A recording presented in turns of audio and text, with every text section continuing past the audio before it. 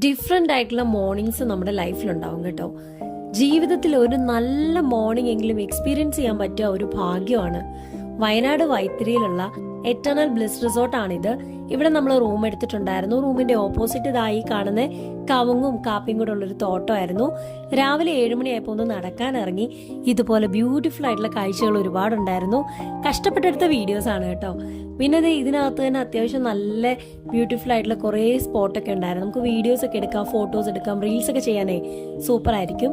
പിന്നെ ഈ കാണുന്നത് ആക്ടിവിറ്റി ഏരിയ ആണ്. ഇവിടെ നമുക്ക് ടെന്നീസോ ഷട്ടിലോ ഫുട്ബോളോ എന്താന്ന് വെച്ചാൽ കളിക്കാൻ പറ്റും. പിന്നെ കുട്ടികൾക്കായിട്ട് ഒരു പ്ലേയിങ് ഏരിയ ഇതിനകത്ത് തന്നെ ഉണ്ട്. മൊത്തത്തിൽ പറയുവാണെങ്കിൽ നല്ല ബ്യൂട്ടിഫുൾ ആണ്.